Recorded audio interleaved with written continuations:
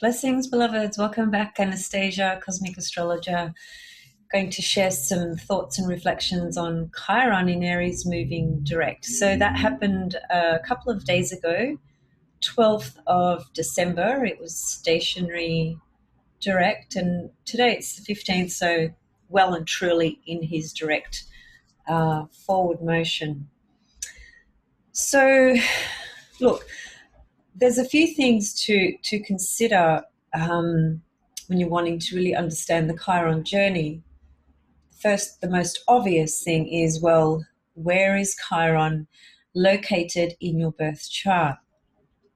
The thing to understand of planets or bodies in a particular house in your birth chart, they will generally only be there for a couple of hours over a 24-hour period. So that really then emphasizes the importance of where a planet lands in your birth chart, because it's only there for a window of about 2 hours, depending on the body we're talking about as well. So when you were born, Chiron was only in the 7th house for, around about a 2-hour window. And thereafter, it moved on to another house. So Chiron you could spend up to 8 years in any given sign. Not any given sign. In certain signs, he spends about 8 years, one of those being Pisces, Aries, Taurus, and some others. And then he'll only spend about 2 years in some other signs. Still a significant amount of time. The point being that it only spends a couple of hours in one part of the chart, because as the chart is literally like a clock, it turns around as you click over every minute, every hour, every day. The chart is moving around, right? So this is why, whilst you may have Chiron in Aries, which is certainly a collective experience. Hi, Coco. Coco's just in the background over there, messing with chords and whatever is there. Anyway, so Chiron in Aries will be there for about 8 years. So it's a very long journey, right? But to personalize the Chironic experience, you really need to add the level of the birth chart in terms of where it was when you were born. That's a very important point to understand. That is also a principle that we can add, virtually to any other body or planet. The collective component of Chiron in Aries, if we think about it from an evolutionary perspective, then the way to understand that would be to say, okay, well, when was the last time that Chiron was in Aries? It was around about 50 years ago, which is a long time. A lot of you weren't even born then. And if we understand the concept of evolution, evolution applies to everything, not just human beings. It's to the planets and to the earth and to just everything, things that we can't see, that are out of our complete day-to-day consciousness as well. So everything is evolving because everything is moving. There's movement. And movement is implying some form of growth, some form of development, some form of change, evolution, transformation, all those things. So you need to understand Chiron from the point of view of where it is natally. You need to understand, be in tune with, in touch with your own evolutionary process this lifetime, which it emanates through Pluto's location and the nodes, of course, but Chiron is a big part of your evolutionary journey. It's the component that really takes us into the physical body, where we do feel incredibly deep wounds. That can be, in some cases, it's physically. For example, I've seen people with Chiron in the 1st house, natally, and there will be something about their own physical body. It can be as small as, which doesn't feel small to the person, but I'm just trying to draw a contrast. It can be as small as somebody just feeling very uncomfortable about a particular part of their body. It could be their eyes, it could be their smile, it could be their hands, it could just something about the physical body. That's Chiron in the first house. Just a very simple explanation. That then there could be much bigger issues, that a person literally has some physical deformity in some kind of way. That can be Chiron in the first house. So that wounding that emanates from Chiron's vibration, it goes deep into our body, and it has many different layers, and also depending on where it's located in your birth chart. You know, if it's in your third house, for example, then it's potentially going to correlate to one of your siblings. That could be the relationship you have with that sibling. It could be a couple of siblings. It could be that sibling of yours is reflected through that Chiron energy from the point of view of that sibling has a significant wound in their life. It's just a big part of their whole life. For example, mental illness. It could be something like that. So there's lots of different levels to Chiron depending on where it is in your birth chart. In addition to that, we need to consider, well, is Chiron essentially, is it a big signature in your chart? Because for some people, it seems to be perhaps more subtle, and the subtleness of Chiron can therefore then sometimes be difficult to distinguish and identify. Then there are people who have a real Chironic signature, and a very simple example to define that would be Chiron conjunct one of your personal planets, Sun, Moon, Mercury, Mars, Venus. If Chiron is conjunct or even square or even opposite any of those personal planets, then that to me is a significant Chiron signature in your birth chart. Is Chiron conjunct any of the angles, ascendant, IC, descendant, or midheaven? That makes Chiron extremely prominent and an important signature in your chart as well. So there's a few layers to sort of consider. Now, going back to the collective experience of Chiron in Aries, I see it as a journey of Chiron taking us now through the archetype of Aries, which is a real, first of all, it's a pioneering energy. Aries is about pioneers. It's people who pioneer things, give birth to things in a way that's truly, truly, truly courageous. Aries correlates to our instincts, our desire for freedom and independence, the impulse to be.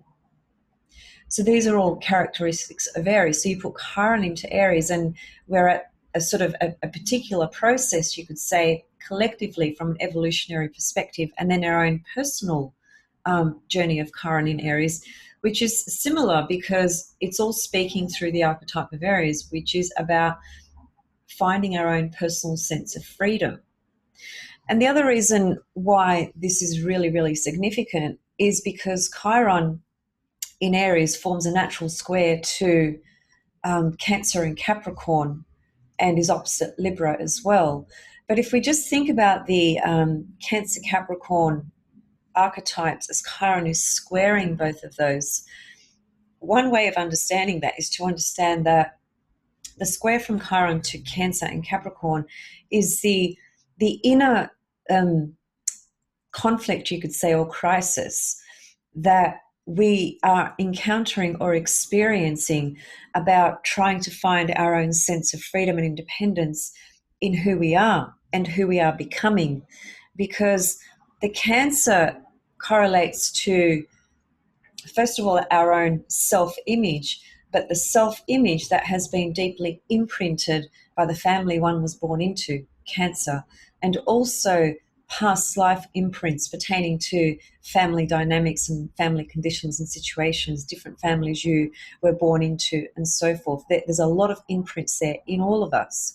The square to Capricorn can be understood from the level of the societal imprints, if you like, constructs that have influenced who we think we are, and the personal constraints that we feel at times because of the nature of this reality, Capricorn, right? So Chiron in Aries squaring that Cancer Capricorn, it's in tension and in conflict with those aspects of our life and who we think we are and who we have become. So the journey, the healing journey with Chiron in Aries is about reclaiming our own personal freedom, right? Understanding that, yes, we all have families. Yes, we're all born into a particular family.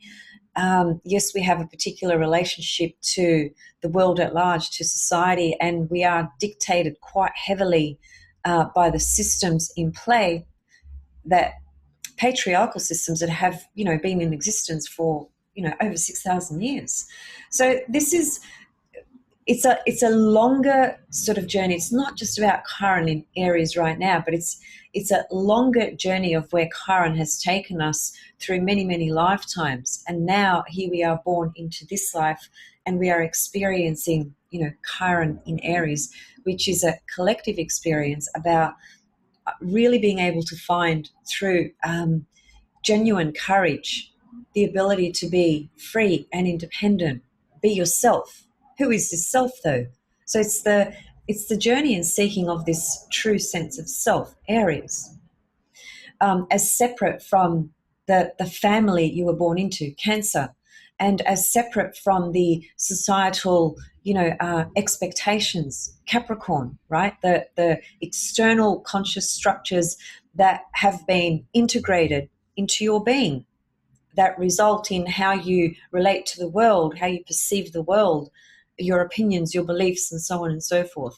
So Aries takes it right back to the absolute raw essence of our being. Aries is the first sign of the zodiac. It's literally when we are born. That birthing experience is Aries. So some of the questions, actually, before I go there, so Chiron went stationary retrograde around about the 8th of July this year, 2019. So it's been retrograde for about 6 months. And generally speaking, when a planet goes retrograde, it forces us to turn within. Most of us know that. Most of us understand that, at least from a rational level. But what does that mean for each of us, and what is that journey and that experience for each of us? Again, it's a very unique experience.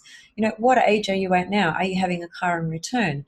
Are you having a Chiron square Chiron? Are you having Chiron aspecting other personal planets in your chart by hard aspect, conjunction, square, or opposition? So always need to consider and synthesize the picture, which is really the soul's evolution, your own soul's evolution. Chiron, remember, sits in between Saturn and Uranus, right? So it's Chiron's presence, which, by the way, is still relatively new in the collective conscious. And the reason is because Chiron was only discovered in 1977.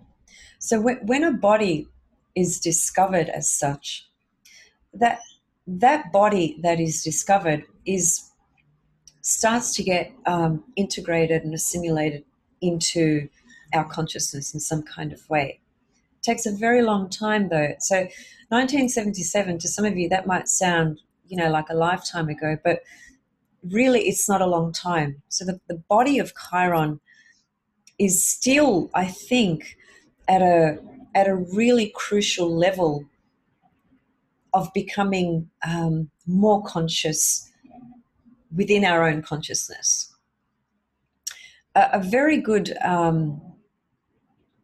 quote. Now, who said this quote? It might have been Carl Jung. I think it was. I've just forgotten. But the quote is there is no coming to consciousness without pain. And that's, you could virtually say that's what Chiron encapsulates. Just that one line. We cannot come into consciousness without the experience of pain.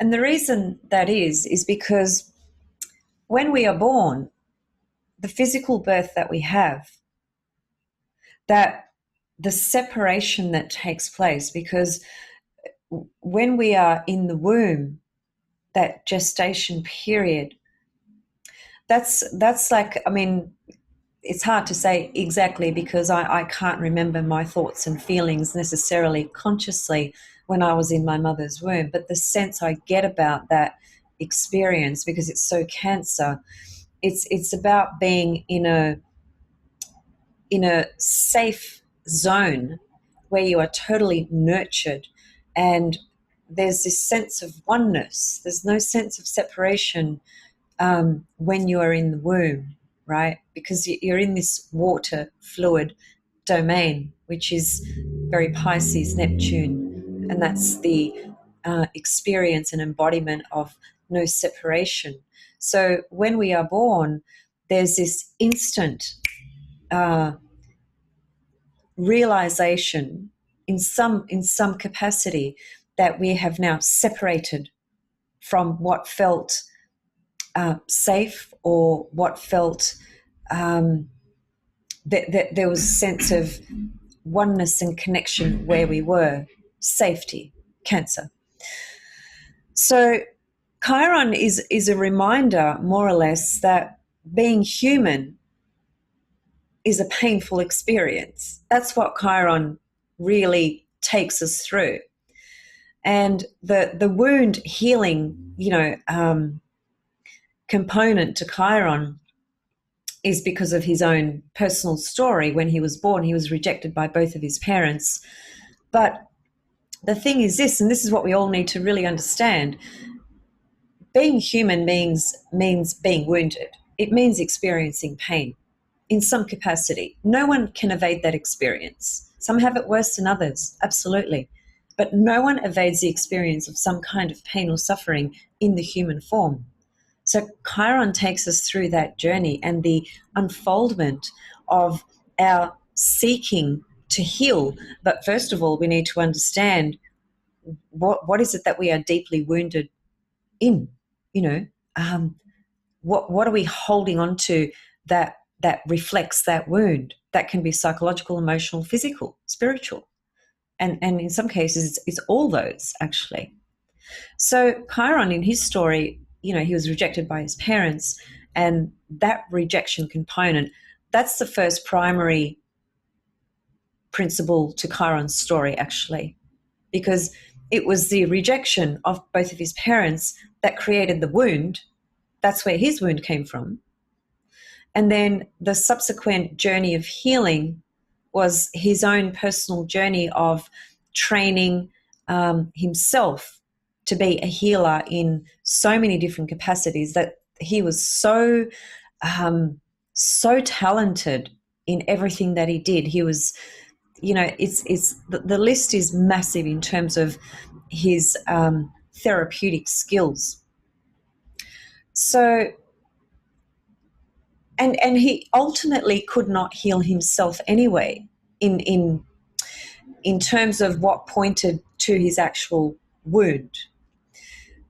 So the journey then, we could almost say that it's not like we get to some level necessarily where we can, we pinpoint this very specific wound and we just, pour a little remedy on there and just, voila, we're healed. It's a long sort of journey and process that involves many layers and levels that actually goes into previous lifetimes as well, which is why it can take quite some time to work through things. Don't forget, when we are primarily functioning from the ego personality level, we're operating from a very unconscious level as well. So when we are not consciously, actively working with this chironic journey, then obviously it is much harder to identify where Chiron is very strong, in your psyche, in your body. I mean, for all of us, it's an experience of as I said, just the literal birthing experience takes us into, it's like something just spits us out, into this 3D reality. And there's this instant, as I said before, instant experience of pain just through that. And that's what Chiron reminds us of. So the personal exploration of where the wounds are, that's going to come through, well, what house is Chiron in? It's really important. Chiron is in a sign for many, many years. The sign is relevant as well. I'm not saying it isn't, but the house placement is probably more relevant in my opinion. So this journey of Chiron in Aries is speaking to the place where we have arrived collectively and individually, that is calling forth a new sense of understanding our own self, who we actually are, when we remove all the conditioned layers, Cancer and Capricorn. And the courage to step into this sense of identity that is born through freedom, the ability to be yourself. I mean, think about that. A lot of people, they struggle to be themselves for so many different reasons. Some people are very shy. Some people lack, self-worth, self-confidence. Some people have been heavily conditioned by the environments they've grown up in. Some people have been really shamed. There's so many different reasons why people really struggle to stand strong in their own sense of who they are. And a lot of people don't even understand who they are, because they are so that their life revolves so much around identifying with this, with that, with this person, with this family. I am who I am because I was born into this family. I am who I am because I work in this profession, etc., etc. But when we move all those layers away, which takes us back into Aries, raw energy, self, emerging, becoming. Who are we in that space? And how can we step into that courage to be able to be ourselves? And even more importantly, you could say a more transformed or more evolved sense of self, because of where we are in the world today. In terms of 4,000 years ago, Aries would be more suitable or more reflective, of that really sort of basic, primal, instinctive survival, caveman, kind of image, if you like. And then we can go into other areas of history where Aries was more reflective of war and warriors and, things like that.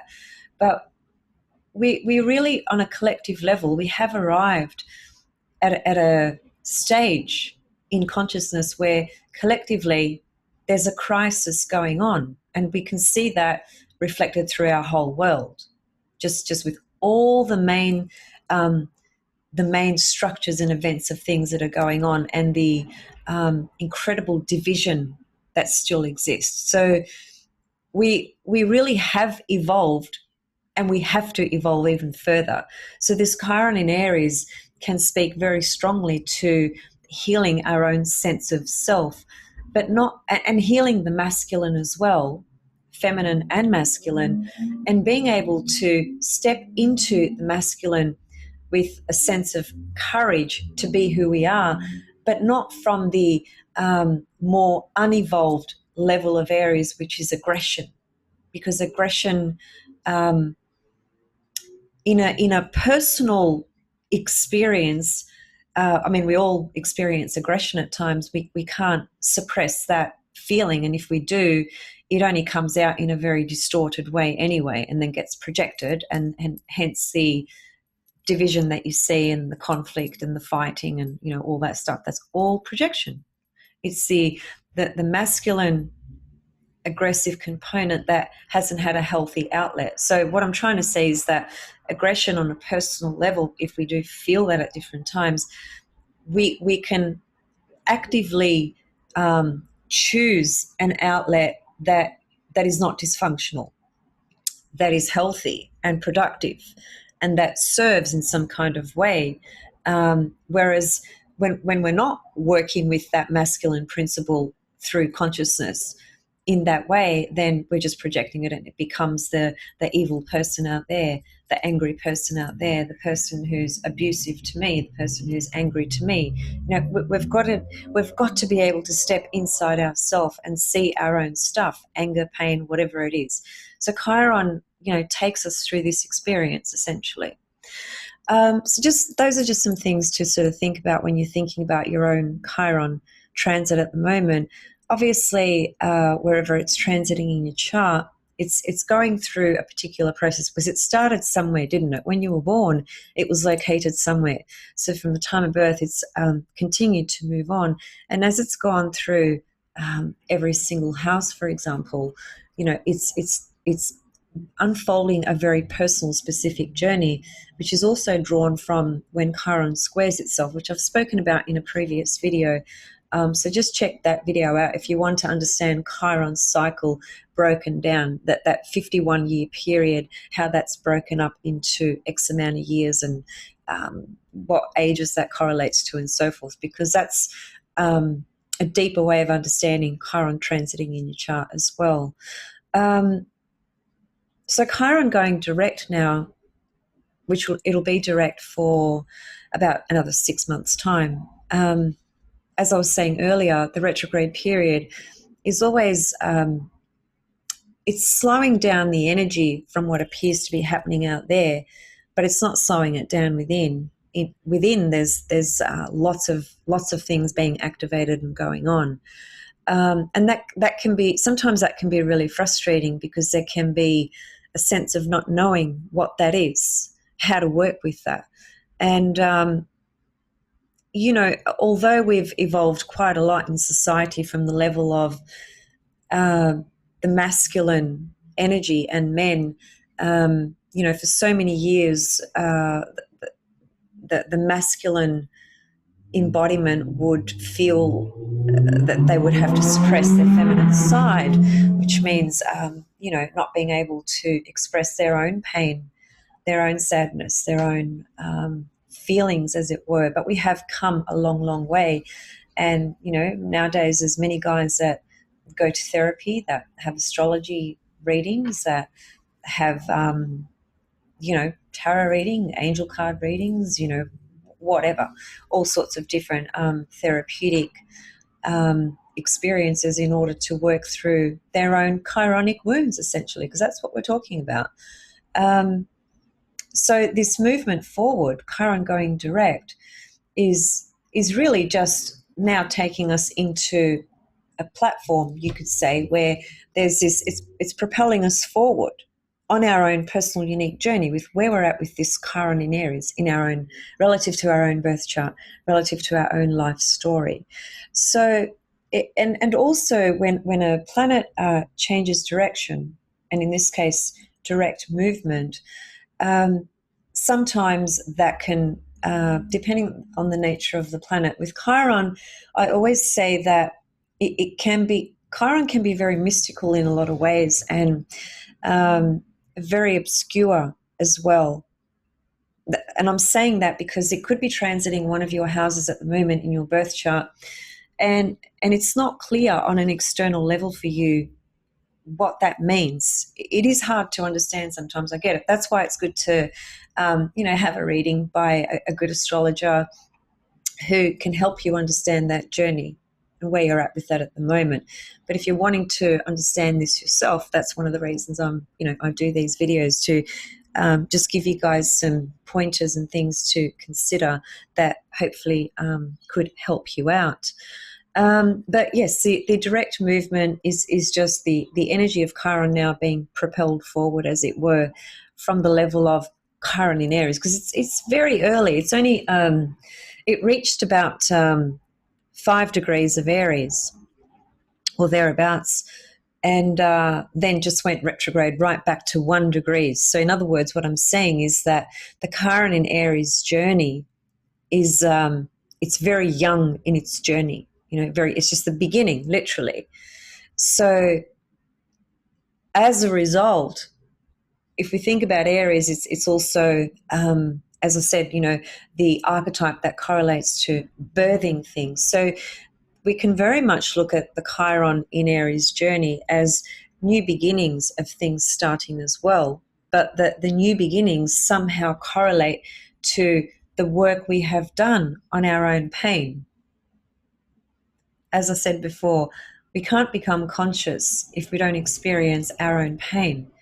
Consciousness comes through, and unfortunately, it does seem to come through these experiences of addressing our own sense of separateness, our own experiences of pain, our own experiences of loss, our own experiences of rejection, which is what Chiron experienced. We have to address these levels of pain or wound, which correlates to the pain body, as Eckhart Tolle calls it. I love that whole chapter in his book about the pain body. To me, that's just classic Chiron. So yes, we need to feel.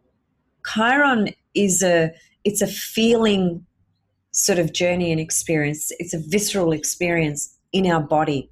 We literally do need to feel it, and it's painful and it's uncomfortable. And most people, if not all, don't like to experience pain, and I can completely understand that. I'm not a fan of pain either, but it's inevitable. It's inevitable to experience some kind of pain. So we either block that or suppress it by not acknowledging it and denying it, and try to sort of move forward in our journey with these, sort of wounds, lashes on our back almost. We've got these wounds and we're just carrying them along, and we're not healing them by not addressing them and not recognizing them. So how does that enable us to become free and liberated? It really doesn't. It just creates this, it creates a lot of blockages actually. So Chiron in Aries is really about activating your instincts more, also allowing yourself to feel the vulnerability of whatever personal wounds you have, and finding, having the courage to step into new ways of working through that as well and healing that, because it's Aries. At the moment, Chiron is in Aries, which is always about new beginnings, starting new things, starting new journeys. So this can help us in this way as we move forward. The direct movement for the next 6 months can be understood from that level as well. There can be external events maybe that get activated while Chiron is moving direct. And that can be, if we're thinking about it in the context of our own personal healing journey, because everyone is wounded. I don't care what anyone says. Everyone has got some kind of wound in some kind of way. Everyone's got Chiron in their chart. So as we move forward for the next 6 months with Chiron direct, that can potentially it depends on so many things. Whereas Chiron natally, are you having a Chiron return? All sorts of things. It does depend on a lot. But just Chiron in Aries alone is the collective journey of each of us being able to give birth to a new identity that's really healthy from the masculine level, being totally functional as opposed to aggressive, the more unconscious, unevolved aspects of Aries. Because we've reached a point in the world at the moment, in history, as I was saying before, that we absolutely have to take things up to the next notch. We have to become more conscious. We have to wake up. There's so much crisis in the world calling our attention to that very thing, to waking up. And also Chiron in Aries, because it's the pioneering energy, giving birth to a new way, a new paradigm, a new level of perceiving and understanding. Square the Cancer Capricorn, it's leaving behind the old paradigms of conditioned imprints that have served their purpose when they were integrated into our consciousness, but we cannot continue with those because the continuation with a lot of those old paradigms and imprints does not speak to evolution. It speaks to just being stuck, being stuck and just stuck with old paradigms, old beliefs, old structures, that it's clear that those sorts of old paradigms and old structures and systems need to be evolved, because Pluto has been in Capricorn since about 2007, 2008. And that's what Pluto has been doing on a collective level. That's why there's been so much turmoil and chaos and exposure to all government bodies worldwide, churches, things like that. So, and Pluto is speaking about the collective evolution as well as our own personal evolution. So we are evolving, even though sometimes when you look around, sometimes I have this thought, I look around here and I just think, wow, how much have we really evolved when I identify certain things that are going on. But the point is that change doesn't happen overnight. Evolution doesn't happen overnight. And everyone's at a completely unique evolutionary level within their own personal journey. So yeah, that's just how it is. Okay, I think I've more or less covered what I wanted to cover.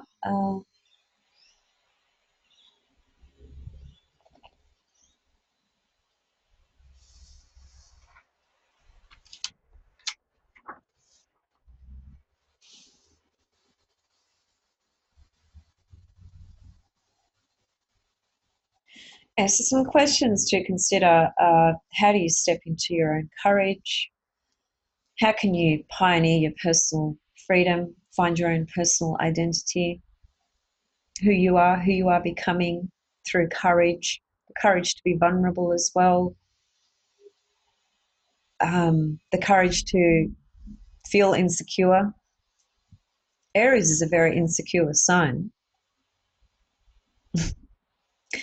At its as one of its main sort of attributes and characteristics, it's weird because it has this tremendous courage, and indeed it does, but it also has very deep insecurities as well, because it's just the absolute new beginning to whatever you step into. When you step into something new, there is a sense of insecurity because there's uncertainty. You don't know necessarily what's going to evolve or what's going to manifest as a result of taking on this new path, this new journey, this new job, this new relationship. There's always this uncertainty, unknown. That's Aries, so it's insecure. But we have to go into that space of allowing ourselves to feel that vulnerability, because that vulnerability can help us tap into deeper levels of our own being. And it enables us to tap into courage as well, because it does take courage to smash through those barriers. Everyone's got these barriers, but we have to break through them. And Aries can be that force that can really help us get there, because Aries has that ability to act on instinct and simply just act. It can propel us forward into the birthing of new ways, provided we can access the courage of Aries. And also, how do you activate your instincts more? Everyone's got instincts. Everyone's got Aries in their chart. Some people are more instinctual than others. So, maybe that's something else you may want to consider. How can you deeply access those raw instincts? Because instincts are incredibly powerful for so many different reasons. Also, Aries does correlate to intuition as well, very much so. So again, this would be about really trusting your intuition on, instincts, intuition, stepping into that courage, taking on that new path, all coming back to healing something very, very deep within your own being that can enable you to become more authentic to yourself. So those are my thoughts. Also, just one final thing. In March next year, Chiron, transiting Chiron in Aries, will get to the point where it will actually form a square to the transiting nodes, which are in Cancer, Capricorn. And I feel that based on what I said earlier about Chiron being, square Cancer, Capricorn naturally, in terms of the archetypes, then that month of March in 2020, that I think that's going to be a really intense period for people. That I think all of us are going to be quite confronted or quite conflicted about the Cancer Capricorn elements of our life and what it is that we need to remove, release, step away from, so that we can propel forward into that Aries new path, new paradigm, new journey, new sense of self in a healthy way. So that tension between Chiron and the transiting nodes, that's probably going to be a raw month where it's likely to trigger some of these older imprints that we all have within us that just not only speak to this current life, but many other lifetimes as well. So that's going to be an interesting month to watch. Okay. All right. We'll leave it here, and I'll see you guys soon with something else. Leave your questions and comments below, and please keep them specific and relative to the content that's been shared today. Thanks again for watching, and thanks to all new subscribers, and thanks to all of my other community that have been with me for a while. Thanks for sharing and just sharing your own personal stories and experiences, sometimes of joy, sometimes of pain. And that's life. We can't avoid pain. That's what Chiron's about, taking us into those pains that we feel in order to become more whole. And also, just one final thing, because, and I started to say this before, but I didn't quite finish my sentence, because Chiron sits like astronomically, it sits in between Saturn and Uranus. Chiron takes us to the higher centers. So Uranus it's a higher octave energy that takes us into our right brain. Okay, it takes us into the individuation process, which is basically about becoming more authentic. So to access the Uranus energy, Chiron is the vibration that is sitting right there, taking us from Saturn, limitations, that there's only this and there's only that, to the possibility of infinity, actually, Neptune. We go to Uranus, where we get a sense of our own individuation, who we are becoming, to become more authentic, to be liberated, to be deconditioned. To Neptune, to have the Neptune is the higher octave of Venus. Venus is about love. Neptune is the highest vibration of love. So we can access and activate that Neptune divine love through Neptune. Takes us into that higher center again. And then, of course, Pluto, the soul, where we can potentially align the true, authentic being that we are becoming with our soul's intention and path. Pluto. That's what Chiron opens us up into. So Chiron is actually incredibly powerful. But we cannot access those higher centers until we look at what we have within us and where we have arrived thus far. Okay. See you guys soon. Much love and blessings. Thanks for watching.